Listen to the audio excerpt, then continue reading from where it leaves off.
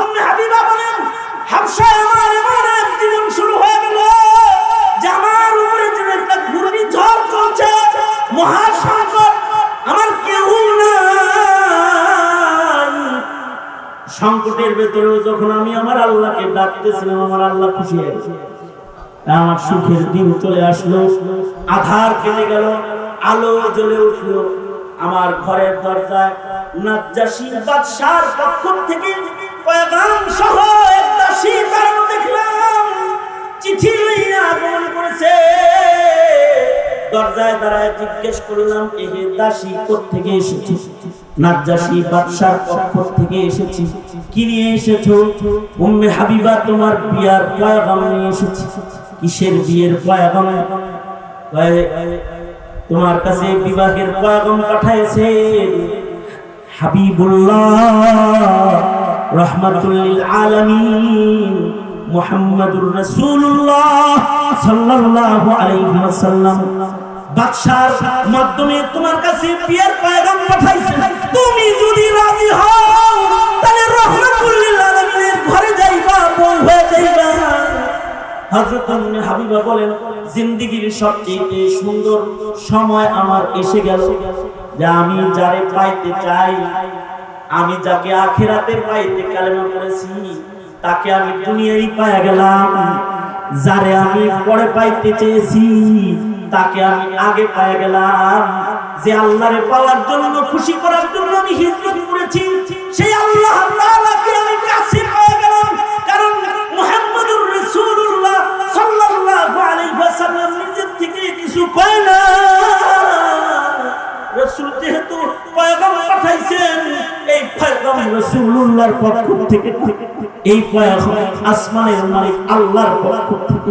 কারণ রাসূল আল্লাহর নির্দেশ ছাড়া কিছু করে না, তার মানে মহান আল্লাহ আমার দিকে নজর দিয়েছে। মহান আল্লাহর নির্দেশে আমার বিবাহ অনুষ্ঠিত হইতেছে রাহমাতুল লিল আলামিনের সাথে। হযরত উম্মে হাবিবা কালেমা পড়া রাসূলের ঘরে ঢুকে পড়লেন। কাফিরের ঘরে জন্ম, নবীর ঘরে বলে গেছে। তখন পর্যন্ত আবু সুফিয়ান কালেমা পড়া মুসলমান হয় নাই, কিন্তু উম্মে হাবিবাকে উম্মুল মুমিনিনের চেয়ারে আল্লাহ তাআলা বসাইছে। এটা আল্লাহ বসাইছে। আল্লাহ যদি কারোর উপরে খুশি হয়, সংকটের ভেতরেও তাকে দ্বীনের মজা দেয়, দ্বীনের উপরে চলা তাকে সহজ করে দেয়। যতই সংকট হোক, রব রাজি থাকলে দ্বীনের উপরে চলার লক্ষ্য বেড়ে যাবে, দ্বীনের উপরে চলা সহজ হয়ে যাবে। এজন্য এহে জাতি তোমাদেরকে বলবো, এই সংকটের সময় আল্লাহর গোলামি করার জন্য আল্লাহর আশ্রয় তোমরা গ্রহণ করো। আল্লাহর আশ্রয় গ্রহণ করো। যখন তোমার শক্তিতে কুলাচ্ছে না ইসলামের উপরে চলা, যখন তোমার শক্তিতে কুলাচ্ছে না ইসলামের কথা বলা, তো তুমি তোমার রবকে বলো। তোমার রব তোমার মুখের কথা পুরা করারও ওয়াদা করেছে। তুমি যদি গোলাম হও, তাহলে লাউ আকসামা আলাল্লাহি লা বাররা, তুমি গোলামের মতো গোলাম হলে তোমার কসম পুরা করে আল্লাহ তাআলা নিজের হাতে তোমার ভাগ্যকে পরিবর্তন করবে। ওয়াদা ومن يضلله فلا هادي له ونشهد أن لا إله إلا الله وحده لا شريك له ونشهد أن سيدنا وسندنا ومولانا محمدا عبده ورسوله أرسله بالحق بشيرا ونذيرا وداعيا إلى الله بإذنه وسراجا منيرا. أما بعد فأعوذ بالله من الشيطان الرجيم. بسم الله الرحمن الرحيم. إنك لا تهدي من أحببت ولكن الله يهدي من يشاء. وقال النبي صلى الله عليه وسلم خير القرون قرني ثم الذين يلونهم ثم الذين يلونهم وقال النبي صلى الله عليه وسلم بدأ الإسلام غريبا سيعود كما بدأ فطوبى للغرباء أو كما قال عليه الصلاة والسلام اللهم صل على محمد وعلى آل محمد كما صليت على إبراهيم وعلى آل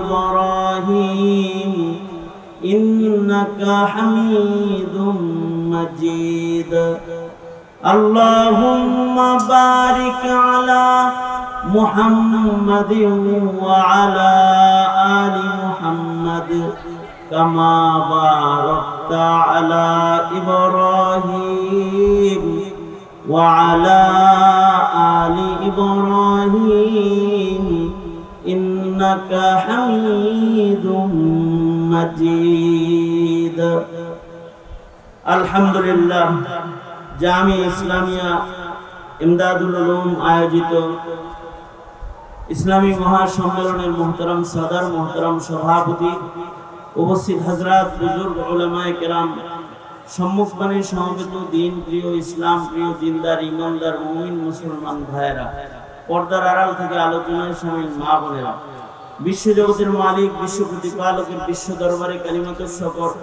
যে মহান রব্বুল আলামিন মহতি সম্মেলনে আকাবির হযরতদের মজলিসে আমাদেরকে শামিল হওয়ার তৌফিক দান করেছেন। আল্লাহ তাআলা আমাদের আশার বসার সুযোগ দান করেছেন। এই কারণে মালিকের দরবারে শুকরগুজার হই, শুকরিয়া আদায় করি, কালিমাতুর শুকর পড়ি, জবান ছেড়ে ভক্তি ভরে সমস্বরে আওয়াজ করে উচ্চ কণ্ঠে উচ্চ আওয়াজে সকলে মিলে একযোগে একসাথে বলুন আলহামদুলিল্লাহ। আরো জোরে আওয়াজ করে বলেন আলহামদুলিল্লাহ। আজকের মধ্যমণি প্রধান অতিথি আল্লামা জুনায়েদ আল হাবিব দামাত বারাকাতুহু গুরুত্বপূর্ণ নসিহত করেছেন। আমার পিতৃতুল্য আরেকজন মুরব্বী হযরতুল আল্লাম শেখ তাফসীর আল্লামা খুরশিদ আলম কাসিমি দামাত বারাকাতুহু পাশে আসনে বসা রয়েছে। পিতৃতুল্য একজন মুরব্বী বয়ান শেষ করেছেন, আরেকজন মুরব্বী বসে রয়েছেন। মাঝখানে আপনাদের সামনে সামান্য সময় মুরব্বীদের নির্দেশিত দুইটি কথা, দু চারটি কথা আপনাদের কানে পৌঁছে দেওয়ার ইরাদায় বসে গেছে। আল্লাহ তাআলা আপনাদের সামনে বসাইছেন, হাজিরা দেওয়ার তৌফিক দান করেছেন, আসার তৌফিক দান করেছেন। মাওলানা আব্দুল সাহেব এলান করেছে যে সকল উলামায়ে কেরাম আসবেন তাদের হাজিরি এখানে হয়ে গেছে। বাস এই হাজিরিটাই একটা বয়ান, সব সময় লম্বা বয়ান লাগে না। কেউ কেউ চাইতেছিল জুনায়েদ আল হাবিব সাহেবের কদম জাফলঙে না পড়ো, কেউ কেউ চাইতেছিল যে আমি না আসি। এই যে সব বাধা অথবা অভিযোগ সব কিছু মিটায় আল্লাহ যে আনছেন, এটাই একটা বয়ান। আশার তৌফিক দিয়েছেন, এটাও একটা বয়ান। দিন যায়, আমাদের মুরব্বিদের একটা কথা আছে, একটা প্রবাদ আছে যে যায় দিন ভালো যায়, সামনে যে দিন আসে সেটা কি আসে? খারাপ। যায় দিন ভালো, যে দিনগুলো চলে গেছে ওই দিনগুলো ভালো যেতেছে, সামনে যত সময় আসতেছে সময়গুলো খারাপ আসতেছে। খারাপ যা আসবে এই ঘোষণা মুহাম্মদুর রাসূলুল্লাহ সাল্লাল্লাহু আলাইহি ওয়াসাল্লাম ১৫০০ বছর আগেই বলে গেছে। দিন সামনে ধীরে ধীরে খারাপ আসবে। দিন একটা সময় তো মুসলমানদের দিন অনেক ভালো ছিল, খায়রুল কুরুন ছিল, জমিনের সবচেয়ে সুন্দর সময়। যে সময় এই জমিনের উপরে কোনো অপরাধ ছিল না, জমিনের ভেতরে কোনো পাপাচার ছিল না, জমিনের ভেতরে কোনো জুলুম ছিল না, অত্যাচার ছিল না, জমিনের উপরে গুনাহ করার মানুষ ছিল না, খেলাফে সুন্নাত চলার মানুষ ছিল না, রাতের অন্ধকারেও পাপ করার মানুষ ছিল না, রাতের আধারেও গুনাহ করার মানুষ ছিল না, রাতের আধারে মানুষ গুনাহ করত না আল্লাহর ভয়ে। এত সুন্দর যুগ। জমিনের উপরে কোনো জুলুম তো ছিলই না, জমিনের উপরে পরনারীর দিকে তাকানোর মতো চোখ ছিল না। আল্লাহু আকবার বলেন, আর আস্তে করে বলেন আল্লাহু আকবার। সারাদিন চিল্লাইতে তো সব শেষ করে আলাইছেন নাকি? হ্যাঁ, জোরে আওয়াজ করে বলেন আল্লাহু আকবার, জোরে করে বলেন আল্লাহু আকবার, আরো জোরে করে বলেন আল্লাহু আকবার, জোরে বলেন। হ্যাঁ, একটা সময় এরকম ছিল যে সময়ে পরনারীর দিকে তাকানোর চোখ ছিল না, আর এখন মানুষ চোখের গুনার সর্বোচ্চ আয়োজনের সীমানায় পৌঁছে গেছে, যে হাতে হাতে পরনারী দেখার আমল চলে আসছে। মোবাইল আপনি ওয়াজ শুনতেছেন তো দেখবেন মাঝখান দিয়ে নগ্ন এক মহিলার আগমন ঘটে গেছে। ইউটিউবে আপনি বয়ান শুনতেছেন, মনে হয় যেন যে আল্লামা জুনায়েদ আল হাবিব সাহেবের বয়ান শুনবেন, এর ফাঁকটা দেখবেন যে বেডিয়ায় আমনের কইছে আই লাভ ইউ। হ্যাঁ, একটা মহিলা এসে আপনাকে আমন্ত্রণ জানাইতেছে, আপনার কাছে বিজ্ঞাপন নিয়ে হাজির হয়ে গেছে। এই তো জমানা। কিন্তু এমন একটা জমানা ছিল যখন জমিনের উপরে পরনারীর দিকে তাকায়া দেখার চক্ষু ছিল না, অপরাধী চোখ ছিল না, এতটুকু চোখ ছিল। হযরত ওমরের শাসনামল মসজিদে নববীতে রওজা আতহারে এক যুবতী সরসী শকতি সুন্দরী নারী এসে জিয়ারতের জন্য হাজির হয়েছে। প্রশ্ন হয়েছে তাকে, বাড়ি কোথায়, কোথা থেকে আসছে? মদিনা। বাড়ি হলো ইয়ামানে। ইয়ামান থেকে মদিনায় আসছে। ইয়ামান থেকে 850 মাইল, 850 মাইল রাস্তা সফর করে মদিনায় আসছে। তুমি একা, তোমার মাহরাম কই? মাহরাম নাই। মাহরাম ছাড়া কোন মহিলার সফর করা শরীয়তে ইসলামে জায়েজ নাই। এই মহিলা ইয়ামান থেকে মাহরাম ছাড়াই চলে আসছে। জিজ্ঞাসা করা হয়েছে, মাহরাম বিহীন নাজায়েজ সফর কেন করলে? মহিলা বলে, আমার মাহরাম নাই। ইসলামের সংকটে আমার বাবা, আমার ভাই যুদ্ধের ময়দানে শহীদ হয়ে গেছে। একমাত্র মায়ের খেদমতে ছিলাম, মা রফাত হয়ে গেছে। ভাবলাম রাসূলের মদিনায় জিন্দেগি কাটানোর জন্য হিজরত করি, তাই ইয়ামান থেকে সব বেচা টাকা পয়সা সহ আমি হিজরত করে একা মদিনায় চলে আসছি। মহিলাকে হযরত ওমর জিজ্ঞেস করছেন, এই নারী সুদূর ইয়ামান থেকে 850 মাইল সফর করে সম্পদ সহ গহনা সজ্জিত যুবতী একটা নারী, তুমি পায়দল হেঁটে মদিনা পর্যন্ত আসলে, এ পর্যন্ত আসতে কি তোমার দিকে কোন দুষ্ট চক্ষু তাকায়ছে? অর্থাৎ লোভনীয় দৃষ্টিতে কোন যুবক কি তোমার দিকে তাকায়ছে কি? অথবা তোমার ইজ্জত সম্ভ্রমের হুমকি হয় এমন কোন পরিবেশের মুখোমুখি কি তুমি হইছ? মহিলাটা বলে, আলহামদুলিল্লাহ আমিরুল মুমিনিন, ইয়ামান থেকে মদিনা পর্যন্ত সুসজ্জিত অবস্থায় আমি একটা একা যুবতী নারী পায়দল হেঁটে মদিনা পর্যন্ত আসছি। আলহামদুলিল্লাহ, কোন পরপুরুষ আমার দিকে নজর করে তাকায় নাই। রাস্তায় যত পুরুষের সাথে দেখা হয়েছে, পুরুষরা ছিল মুত্তাকি, নারী দেখলে তারা ছিল তাদের নজর নিম্নগামী। কোন লোভনীয় দৃষ্টি এই লম্বা সফরের ভেতরেও আমার দিকে তাকায় নাই। কত সুন্দর সমাজ খায়রুল কুরুনের ভেতরে ছিল, যে সে সুদূর ইয়ামান থেকে মদিনা পর্যন্ত আসছে। কোন যুবতী নারী তার দিকে তাকায় দেখার মানুষ ছিল। যায় দিন ভালো যায়, আসে দিন খারাপ। আর আমরা এখন একটা সমাজে বসবাস করতেছি যখন 90% মুসলমানের দেশেও ঢাকা বিশ্ববিদ্যালয়ের মতো বিশ্ববিদ্যালয়ের একটা মুসলিম রমণীর ইজ্জত ধরে টান দেওয়া হয়, তার পর্দা ধরে টানাটানি করা হয়। এরকম সংকট এসেছে। এমন একটা সমাজ, একটা সময় ছিল যখন খেলাফি সুন্নাত একটা কাজ করার মানুষ ছিল না। আর এখন মুসলমানের মাটিতে প্রশাসনিক ভাবে আইন হলো, চাকরি করলে দাড়ি রাখতে পারবে না। মুসলমানের দেশে একটা মুসলিম চাকরি করবে, তার অধিকার নিয়ে এসে জব করবে, হালাল উপার্জন করবে, শর্ত হলো দাড়ি রাখতে পারবে না। যায় দিন ভালো যায়, দিন যত যাইতেছে তত ভালো যাইতেছে, আসতেছে তো সংকট যেন আমাদের দিকে ধেয়ে আসে। একটা সমাজ ছিল, যেই সমাজে পাপাচার ছিল না, গুনাহ করতে গেলে মানুষ ভয় পাইত, যে এখানে গানের আয়োজন করব, আমার মুরব্বীরা আমারে গানের আয়োজন করতে দিবে তো, যাত্রার আয়োজন করব, এখানে নাচানাচি হওয়ার করানো সম্ভব হবে তো, এটা ভয় ছিল। আর এমন এক সংকট আমাদেরকে ছবল দিয়েছে যে এখন মাহফিল করতে গেলে অনুমতি দিবে তো, এই প্রশ্নের মুখোমুখি দাঁড়িয়ে যেতে হবে। কি কথা বলেন না কেন? আপনাদের এলাকায় বাধা নাই অবশ্য, যদি বাধা থাকতে কোনো সম্মেলন আপনারা করতে পারতেন না, বাধা নেই আপনাদের এলাকায়, তাই না? বাধা আছে, নরম চরম না কেন, কথা বলেন না কেন, ঠিক না?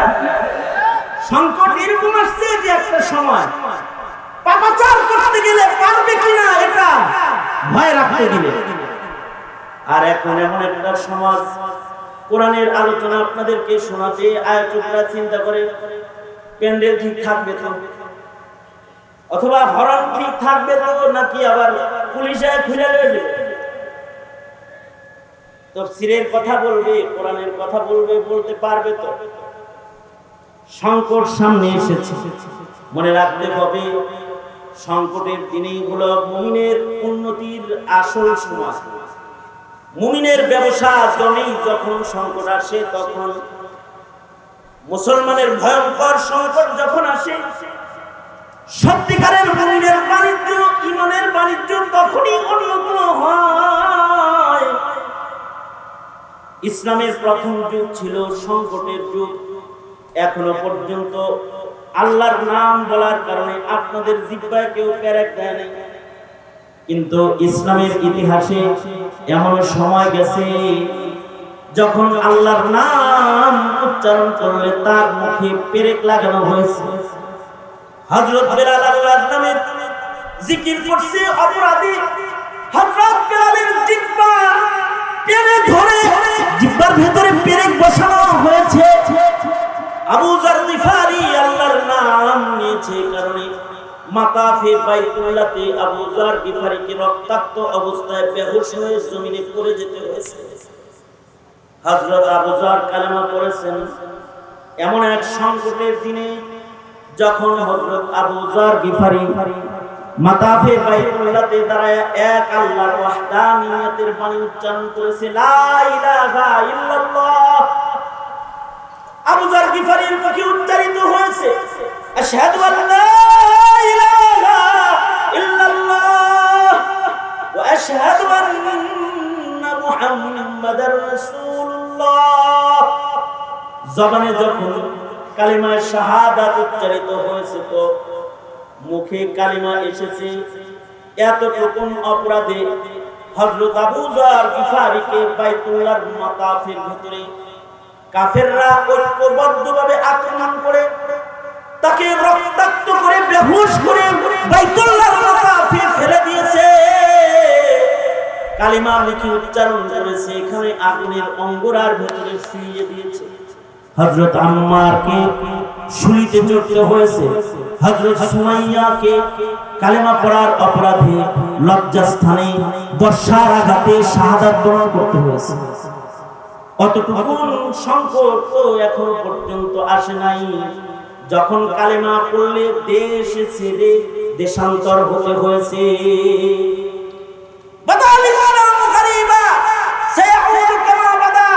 সংকটের ভেতর দিয়ে মুমিনের পদযাত্রা শুরু হয়েছে। ইসলামের অগ্রযাত্রা শুরু হয়েছে সংকট দিয়ে, বাধা দিয়ে, বাধার প্রাচীর ডেঙ্গিয়ে কালিমার পতাকাকে উঁচু করতে হয়েছে মুসলিম মিল্লাতের জমিনের উপরে। একের পর এক বাধা এসেছে, কালিমা উচ্চারণ করেছে, মুখে আঘাত হয়েছে, কালিমার ঝান্ডা হাতে নিয়েছে, হাত কেটে মাটিতে ফেলা হয়েছে, আর এক হাতে উঁচু করে ধরেছে, সে হাত কেটে ফেলা হয়েছে, কাটা হাত দিয়ে উঁচু করে ধরেছে, মুখ দিয়ে দাঁতে কামড় দিয়ে কালিমার ঝান্ডাকে উঁচু করে ধরেছে, তো গর্দানকে কেটে ফেলা হয়েছে। এই হলো মুসলমানের ইতিহাস, যে সংকটে, চরম সংকটের মুখোমুখি ছিল এক সময় মুসলমান। ওই সময় যারা সংকটের ভিতরে ইমানের উপরে অটল ছিল, ইসলামের উপরে যারা অটল ছিল, তাদেরকে আল্লাহ তাআলা আগে জান্নাত দিবেন, আল্লাহর রাসূলের মাধ্যমে, আয়াতে কোরআনের মাধ্যমে আল্লাহ জানায় দিয়েছেন। এই সংকটের সময়ে যারা কালেমার পথে অগ্রসর হয়েছে, তারা সাবিকিন, আস-সাবিকুন আল-আউয়ালুন মিনাল মুহাজিরিন ওয়াল আনসার। মুহাজির আর আনসারদের ভিতরে সংকটের দিনে যারা ইসলামের উপরে আমল করেওয়ালা, তারা তো সাবিকিন। আস-সাবিকুন আল-আউয়ালুন মিনাল মুহাজিরিন ওয়াল আনসার। মুহাজির আর আনসারের ভিতরে সংকটের দিনে ইসলামের উপরে চলনেওয়ালা যারা, তাদের অনেক দাম, আল্লাহর কাছে তারা দামি। তারা হলো ইসলামের ইতিহাসের মাথা, যারা আগে আগে ইসলাম কবুল করে সংকটময় সময়ে কালেমার উপরে অটল অবস্থায় জীবন যাপন করেছে। আর আল্লাহর রাসূল বলেন, এমন একটা সংকট আবার একদিন জমিনে আসবে। মাঝখানে গেছে খায়রুল কুরুন, মাঝখানে গেছে স্বর্ণযুগ, যখন পাপ করার মানুষ ছিল না, সাগরের মাঝখানে গুনাহ করার মানুষ ছিল না। এই সংকটের সময়ে যারা ইসলামের উপরে ছিল, তাদের যেমন দাম ছিল, আল্লাহর রাসূল বলেন আবার সংকট ফিরে আসবে, ইসলাম আর মুসলমানদের ইতিহাস হবে রক্তে জর্জরিত ইতিহাস। ইসলাম আর মুসলমানদের ইতিহাস হবে অস্ত্রের নিচে নামাজ আদায় করার ইতিহাস। ইসলাম আর মুসলমানদের ইতিহাস হবে ক্ষতবিক্ষত বদনে কিবলামুখী হয়ে সিজদারত, কপাল দিয়ে লহু ঝরা আর মুখ দিয়ে তাসবিহ পড়ার ইতিহাস। আবার সেই ইতিহাস ফেরত আসবে। সরওয়ারে দু আলম নবী বলেন, ফাতুবা লিল গুরাবা। ওই সময় যারা ইসলামের উপর অটল থাকবে, তারাও সেই সাবিকিন যারা মর্যাদার, তাদের মতো মর্যাদার অধিকারী। এই যে যায় দিন ভালো যায়, আসে দিন খারাপ, এই সময়ের একটা, অনেকে বলে কি, এই ভাই মাদ্রাসায় পড়েন, হুজুর ছেলেরে হুজুর বানায়, সমাজ এখন ভালো না, এখন মাদ্রাসায় পড়াইলে জঙ্গি বলে ধরে নিয়ে যাবে, তালেবান বলে ধরে নিয়ে যাবে, এখন মাদ্রাসায় পড়াইলে পরে মূল্যায়ন পাবে না, ডাক্তার বানাইতে হবে, ইঞ্জিনিয়ার বানাইতে হবে। সংকটের দিনে দাম বাড়ে, কাঁচামরিচের দাম 1200 টাকা হয়েছিল ওই সময় যখন সংকট হয়েছে। হ্যাঁ ঠিক বললেও ঠিক, না বললেও ঠিক, ঠিক না ঠিক, ধরে আওয়াজ করে বলেন ঠিক না। 1200 টাকা হয়েছিল কাঁচামরিচের দাম। আপনাদের এখানে কত হয়েছিল? কি ব্যবলার মধ্যে কথাও না, এখানে কত হয়েছিল? 1200। কি লেগে? মার্কেটে অনেক মরিচ ছিল, এই জন্য না। হ্যাঁ, সংকট যখন পয়দা হয়েছে তখন মরিচের মূল্য বেড়েছে। এখন হক্কানি একজন আলেমের ইলমি ময়দানে সংকট শুরু হয়েছে, একজন হক পুরুষ, একজন দাঈর দাওয়াতি জীবনে সংকট শুরু হয়েছে, একজন মুমিন মুমিনের ঈমানি জীবনে সংকটপূর্ণ অবস্থান তৈরি হয়েছে। টুপির সংকট শুরু হয়েছে, দাড়ির সংকট শুরু হয়েছে, ইসলামের কথা বলার সংকট শুরু হয়েছে, আল্লাহর নাম নিলে তাদের গলাটিতে ধরার সংকট শুরু হয়েছে। হত্যা, চুরি, ডাকাতি, অন্যায়ের রাত যারা করে, তাদের জন্য জমিন হয়েছে শ্বশুর বাড়ি, আর আলেমের জায়গা হয়েছে জিন্দান খানার লৌহ কপা। আলেমের জিন্দান খানার লৌহ কপা। এই সংকট যখন শুরু হয়েছে, এমন সংকটের দিনেই মনে রাখতে হবে ইসলামের এই সংকটেই মুসলমানের দাম। তোমাদেরকে বলি, এই সংকটের দিনেই একটা মাহফিলের মূল্য, এই সংকটের দিনেই দাড়ির মূল্য, এই সংকটের দিনেই শরীয়তে ইসলামের আদনা আছে, আদনা আমলের মূল্য প্রতিষ্ঠা। কি মনে করেছো লা তাকুমুস সাআহ? আল্লাহর রাসূল বলেছেন জমিনের উপরে একজন মানুষ আল্লাহ আল্লাহ জিকির করলেও কিয়ামত সংঘটিত হবে না। জিকরুল্লাহর একজন মানুষের জিকরুল্লাহর জিকিরের মূল্য আর পাওয়ার সেদিন আল্লাহ পাকের দরবারে কেমন প্রতিষ্ঠিত। এইভাবে ওয়াজ করেও হেদায়েত আসবে না যদি না আল্লাহ কপালে সংকটের দিন ইসলামের উপর অটলতা নসিবে না রাখে। মুসলমানের ঘরে জন্মেও ইসলামের উপরে অটল থেকে কবরে যেতে পারবে না যদি না আল্লাহ তাআলা তার কপালে ভালাই না রাখে। এই কারণেই মুহাম্মদুর রাসূলুল্লাহ সাল্লাল্লাহু আলাইহি ওয়াসাল্লাম উম্মতকে নিজে হেদায়েতের উপরে অটল থাকা আর আল্লাহর নাম নেওয়ার তৌফিক হওয়া, আল্লাহর গোলামীর সুযোগ হওয়ার দোয়া শিখিয়েছেন। নিজের ইচ্ছায় ঈমানদার হওয়া যায় না, হেদায়েতের উপরে অটল থাকা যায় যদি না মহান আল্লাহ সন্তুষ্ট হয়ে বান্দাকে হেদায়েতের উপরে না রাখে। কারণ হেদায়েত দেনেওয়ালা কে? আওয়াজ করে বলুন, আরো জোরে আওয়াজ করে চিৎকার করে বলুন, হেদায়েত দেনেওয়ালা কে? আল্লাহর নামের আওয়াজ আল্লাহকে খুশি করার মানুষে উঁচু আওয়াজে বলুন, হেদায়েত দেনেওয়ালা কে?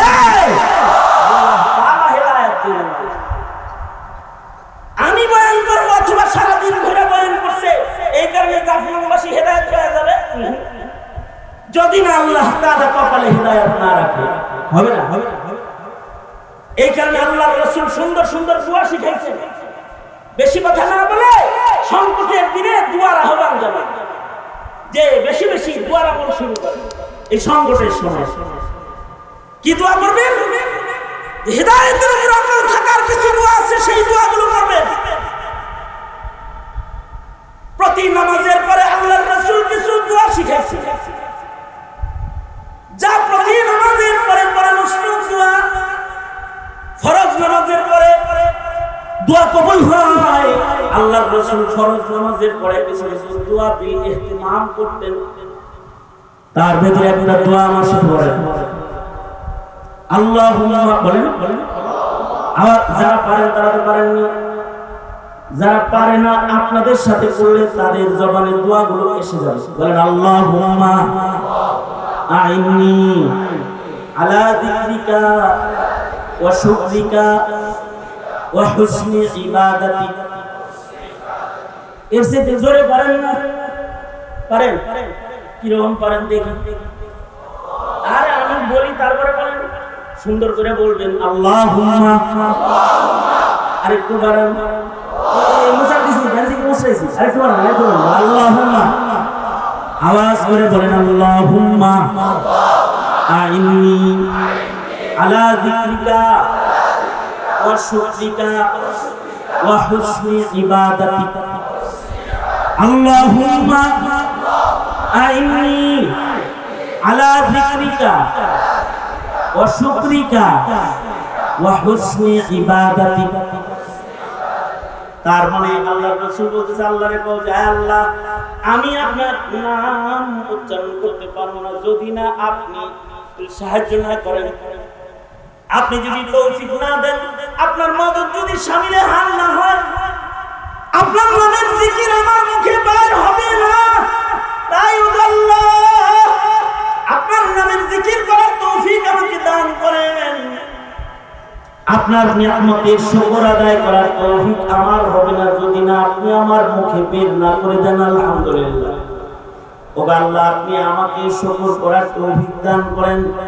ও আল্লাহ যে আমলগুলো আপনার কাছে পছন্দের, যে আমলগুলো আপনি পছন্দ করেন, সে আমলগুলো ততক্ষণ পর্যন্ত আমি করতে পারবো না যতক্ষণ না পর্যন্ত আপনার মদদ শামিল না হবে।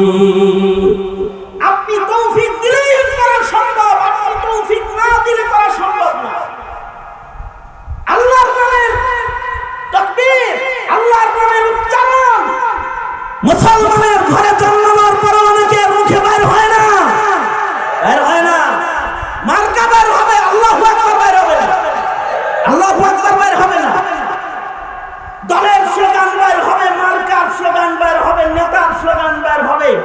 নবীর স্লোগান বাইর হবে না, বাইর হবে না। আল্লাহ বাইর না করলে বাইর হবে না, আল্লাহর নাম বের হবে না যদি না আল্লাহ বের না। এইটা আমি জোর করে আপনাদের মুখ দিয়ে বাইর করতে পারবো না। যেমন আমি বলতেছি, বলেন তো আল্লাহু আকবার। এর ভিতরে অনেকে বলেন টেন্ডার ভিতরে হয়েছিল এই এরকম করে তাকায় দিচ্ছে, তার মানে হুজুর কি কয় সোটা কি কয় চায়া দেখতেছে মুখ দিয়ে বেরিয়েছে। বাইর করবেন তো আল্লাহ তাআলা। এই এত বীরের ভিতরে অনেকে টেন্ডার মতো হয়ে থাকে। বলেন আল্লাহু আকবার, আরো জোরে করে বলেন আল্লাহু আকবার। আমি বাইর করতে চেষ্টা করতেছি তাই বাইর হবে, কাজ হবে না। কপালে না থাকলে তার বাইরে হবে না। মুহাম্মদুর রাসূলুল্লাহ সাল্লাল্লাহু আলাইহি ওয়াসাল্লাম চেষ্টা করেছেন নিজের চাচার মুখ দিয়ে বাইর করতে, বাইর হয় না। চাচা আবু তালিবকে ঘিরে আল্লাহর রাসূল বলে, একবার আল্লাহর নাম নেন, আল্লাহর জান্নাতে নেওয়ার জন্য আমি ওকালতি করব ময়দানে মাহশারে। চাচা কয় কি, সব সত্য জানি কিন্তু করব না।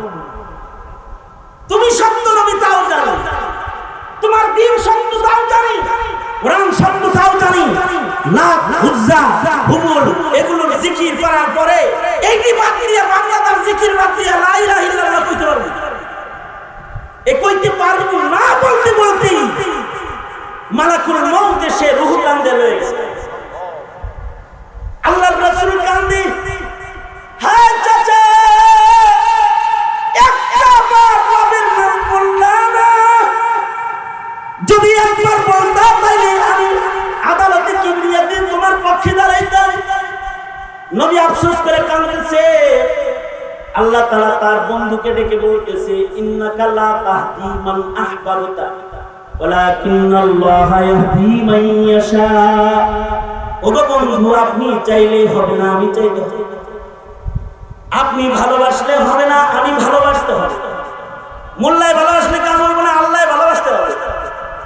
এদেশের মোল্লারা তোমাদের আল্লাহর নাম বাইর করার জন্য চেষ্টা করছে, আল্লাহ বাইর করে। এই কারণে আল্লাহর রাসূল দোয়া শিখাইছেন, প্রতিদিন এই দোয়াগুলো করা। আল্লাহ আপনি আমার মুখে আপনার নাম বের করেন। আরবিতে যদি না পারেন তাহলে ইংলিশে কয়ে, ইংলিশে কইবেন আল্লাহ আমার মুখে জিকির দেন। যদি ইংলিশে না পারেন তাহলে হিন্দিতে কয়ে, হিন্দিতে না পারেন বাংলায় কয়েন, কারণ আল্লাহ তাআলা তো বাংলা বুঝে না, ইংলিশ তো বুঝেই না। আমেরিকার ভাষা বুঝে বুঝে আপনি যে ভাষায় পারেন সে ভাষায় বলেন। যদি ভাষা বলতে আল্লাহর নাম জোরে বলতে আপনার কষ্ট হয় তাহলে দিলে দিলে কইেন, কেউ না শুনে আল্লাহ শুনে বললেন, আল্লাহ আমি মাপ চাইতেছি, তুমি আমারে মাফ করে দাও।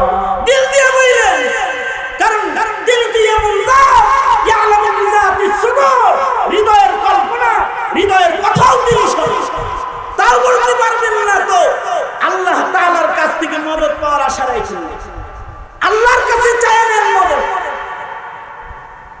আল্লাহ যদি মদদ করে, আল্লাহ যদি হেদায়েতের পথে অটল কাউকে রাখে, তাহলে দুনিয়ার কেউ তাকে গুমরাহ করতে পারে না।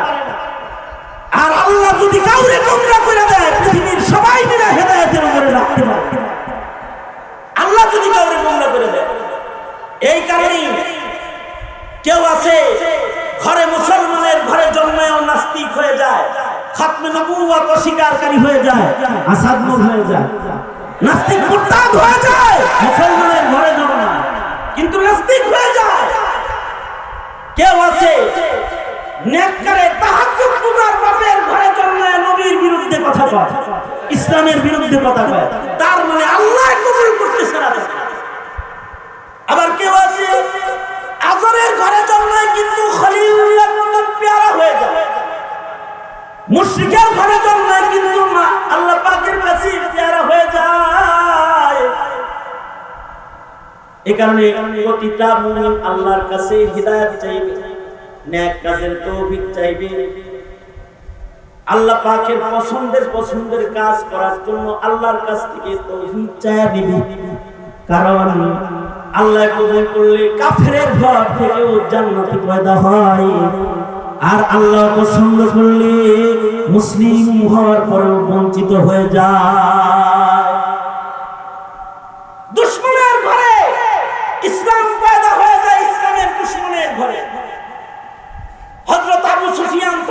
পর্যন্ত কালেমা পড়ে মুসলমান হন নাই, তিনি তখন মক্কা নগরের সরকার হিসেবে সরকারি আয়োজনে ইসলামের বিরুদ্ধে আইন প্রণেতা।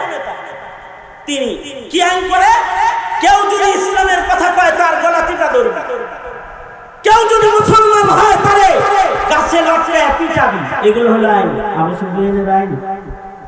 কেউ যদি মুসলমান হয় তাকে শরীরে জ্বালাবি প্রয়োজনে।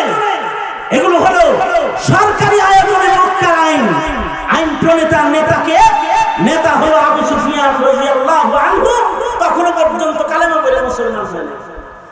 কিন্তু আল্লাহ চাইতেছেন তুই একদিক দিয়ে আইন করবি, তোর ঘরের ভিতরে আমি কালেমার পতাকা জ্বালাম, ওড়াবো। একদিক দিয়ে আবু সুফিয়ান ইসলামের বিপক্ষে কথা কয়, আর আরেকদিক দিয়ে আবু সুফিয়ানের কন্যাকে আল্লাহ তাআলা ইসলামের দৌলত দান করেছে। হযরত উম্মে হাবিবা রাদিয়াল্লাহু আনহা নিজে না শুধু স্বামী সহ স্বামী স্ত্রী দুজন কালেমা পড়ে মুসলমান হয়েছে। এখন স্বামী স্ত্রী দুজন মুসলমান হয়েছে, মক্কায় থাকার কায়দা নাই, দুজনকে ঝুলায় পিটাই আবু সুফিয়ান। রাতারাতি হিজরত করে হাবশায় চলে গেছে। নাজ্জাশী বাদশা মুসলমান হয়ে গেছে, মুসলমানদেরকে আশ্রয়দাতা। মুসলমানরা গোপনে ইসলাম যারা কবুল করে তারা হিজরত করে করে হাবশায় চলে যায়। কারণ হলো তখনও হুদায়বিয়ার সন্ধিপত্র বাস্তবায়িত, ইসলাম কবুল করলেই মক্কা থেকে হিজরত করে মদিনায় যাওয়া যায় না।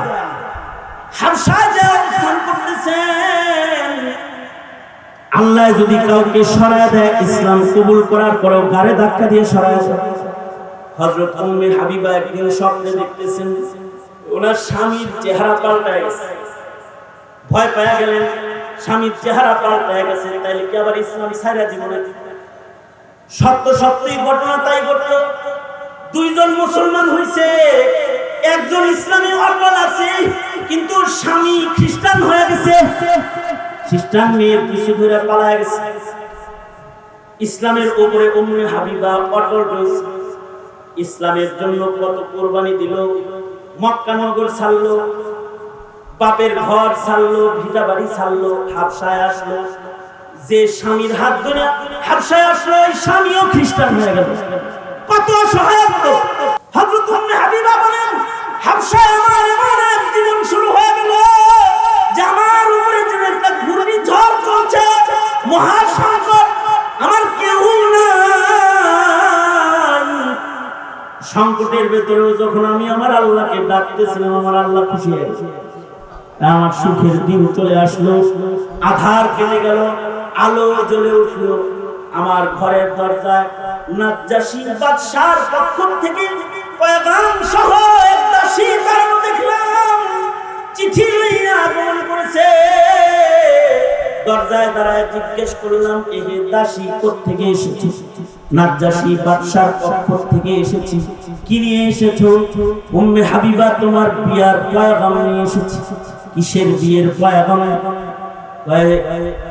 তোমার কাছে বিবাহের পয়গাম পাঠাইছে হাবিবুল্লাহ রাহমাতুল লিল আলামিন মুহাম্মাদুর রাসূলুল্লাহ সাল্লাল্লাহু আলাইহি ওয়াসাল্লাম বাদশার মাধ্যমে তোমার কাছে বিয়ের পয়গাম পাঠাইছে। তুমি যদি রাজি হও তাহলে রাহমাতুল লিল আলামিনের ঘরে যাইবা, বউ হয়ে যাইবা। হযরত উম্মে হাবিবা বলেন, জিন্দেগীর সবচেয়ে সুন্দর সময় আমার এসে গেল, যে আমি যারে পাইতে চাই, আমি যাকে আখিরাতের পাইতে কালেমা পড়েছি, তাকে আমি দুনিয়ায় পাইয়া গেলাম। যারে আমি পরে পাইতে চেয়েছি, তাকে আমি আগে পাইয়া গেলাম। যে আল্লাহরে পাওয়ার জন্য, খুশি করার জন্য আমি হিজরত করেছি, সেই আল্লাহ তাআলাকে আমি কাছে পেয়ে গেলাম। কারণ মুহাম্মদুর রাসূলুল্লাহ সাল্লাল্লাহু আলাইহি ওয়াসাল্লাম নিজের থেকে কিছু কয় না। রাসূল যেহেতু পয়গাম পাঠাইছেন, এই পয়গাম রাসূলুল্লাহর পক্ষ থেকে এই পয়গম্বর আসমানের মালিক আল্লাহর পক্ষ থেকে। কারণ রাসূল আল্লাহর নির্দেশ ছাড়া কিছু করে না, তার মানে মহান আল্লাহ আমার দিকে নজর দিয়েছে, মহান আল্লাহর নির্দেশে আমার বিবাহ অনুষ্ঠিত হইতেছে রাহমাতুল লিল আলামিনের সাথে। হযরত উম্মে হাবিবা কালেমা পড়া রাসূলের ঘরে ঢুকে পড়লেন, কাফিরের ঘরে জন্মে নবীর ঘরে পড়ে গেছে। তখন পর্যন্ত আবু সুফিয়ান কালেমা পড়া মুসলমান হয় নাই, কিন্তু উম্মে হাবিবাকে উম্মুল মুমিনিনের চেয়ারে আল্লাহ তাআলা বসাইছে। এটা আল্লাহ বসাইছে। আল্লাহ যদি কারোর উপরে খুশি হয়, সংকটের ভেতরেও তাকে দ্বীনের মজা দেয়, দ্বীনের উপরে চলা তাকে সহজ করে দেয়। যতই সংকট হোক, রব রাজি থাকলে দ্বীনের উপরে চলার লজ্জত বেড়ে যাবে, দ্বীনের উপরে চলা সহজ হয়ে যাবে। এজন্য এহে জাতি তোমাদেরকে বলবো, এই সংকটের সময় আল্লাহর গোলামি করার জন্য আল্লাহর আশ্রয় তোমরা গ্রহণ করো, আল্লাহর আশ্রয় গ্রহণ করো। যখন তোমার শক্তিতে কুলাচ্ছে না ইসলামের উপরে চলা, যখন তোমার শক্তিতে কুলাচ্ছে না ইসলামের কথা বলা, তো তুমি তোমার রবকে বলো। তোমার রব তোমার মুখের কথা পুরা করারও ওয়াদা করেছে। তুমি যদি গোলাম হও তাহলে লাউ আকসামা আলাল্লাহি লা বাররা, তুমি গোলামের মতো গোলাম হলে তোমার কসম পুরা করে আল্লাহ তাআলা নিজের হাতে তোমার ভাগ্যকে পরিবর্তন করবে। ওয়াদা করনে ওয়ালা আল্লাহ তাআলা। সঙ্গত কারণে এই মুসলিম মিল্লাত আপনাদেরকে বলি, সংকটের দিনে সংকট দেখে কি ইসলাম থেকে দূরে সরে যাবে না। মেঘ দেখে তুই করিস না ভয়, আড়ালে তার সূর্য হাসে। যতই সংকট আসুক, সংকটের সময়ে রবের মদদ কামনায় নিজে ইসলামের উপর ইস্তেকামতের সাথে দাঁড়িয়ে আল্লাহ পাওয়ার জন্য সদা সর্বদা সর্বোচ্চ কুরবানি দিতে তৈয়ার থাকবো এবং আল্লাহর মদদ কামনা করেই যাব ইনশাআল্লাহ। রাজি আছি ইনশাআল্লাহ। এই মাহফিল, এই যে দাওয়াতি আয়োজন যেটা অনুষ্ঠিত হয়েছে, উলামা হযরতরা কথা বলেছে, এই কথাগুলি হিদায়াতের জন্য যথেষ্ট কথা নয় যদি না আল্লাহর মদদ শামিলে হাল না হয়। সুতরাং আসুন সকলে আল্লাহর দিকে মুতাওয়াজ্জু হই, আল্লাহর মদদ চাই আর ঈমানের উপর অটল থেকে সামনে বেড়ে যায়। বেশি কথা বলার মতো হিম্মত আমার নাই, আর পুঁজি তো নাই। পিতাজি বসে আছেন, উস্তাদ বসে আছেন, মুরব্বী বসে আছেন। মুরব্বীর সামনে এত লম্বা করে কিছু বলার নাই। তবে আমি শুধু এতটুকু বলতে চাই, ইসলামের শুরু তো হয়েছে সংকটে। সংকট যদি আরো বেড়েও যায়, কঠিন সময়েও এহে আল্লাহ প্রেমিক মুমিনেরা, তোমরা তোমাদের ঈমানি দস্তরখানে সর্বোচ্চ কুরবানি দিয়ে হলেও ইসলামের ঈমানের দস্তরখানে তোমরা অটল অনড় থাকবে। হয়তো শাহাদাতের পেয়ালা পান করবে, তারপরেও ঈমানের উপরে ইস্তেকামতের সাথে দাঁড়িয়ে থাকতে প্রস্তুত আছো তো ইনশাআল্লাহ? আছো তো ইনশাআল্লাহ? আল্লাহ তাআলা তোমাদেরকে তৌফিক দান করুন। এই আমাদের সকলকে আল্লাহ তাআলা তৌফিক দান করুন এবং ঈমানের উপরে অটল থেকে আমাদেরকে আল্লাহ তাআলা খাতেমা বিল খায়র নসিব করুন। এই কামনা করি আমি আমার সংক্ষিপ্ত দাওয়াত এখানেই ইতি টেনে আজকের মাহফিলের আখিরি আলোচনা, আখিরি মোনাজাত করার জন্য যেই মুরব্বিকে আপনাদের কাছে এখন উপস্থিত আপনাদের সামনে এখন তুলে ধরেছি, তিনি হলেন আমাদের সকলের মুরব্বী শেখুল তাফসীর আল্লামা খুরশিদ আলম কাসেমী দামাত বারাকাতুহুল আলিয়া। তিনি শেষ নসিহা এবং শেষ মোনাজাত করবেন। আখিরি মোনাজাত করে একসাথে এখান থেকে সবাই চলে যাব ইনশাআল্লাহ। আল্লাহ তাআলা এই আয়োজন মাহফিল সবটুকু কবুল করেন, আমাদের হাজিরিকে কবুল করেন। আমিন। আখিরু দাওয়ানা আলহামদুলিল্লাহি রাব্বিল আলামিন। আসসালামু আলাইকুম ওয়া রাহমাতুল্লাহি ওয়া বারাকাতুহু।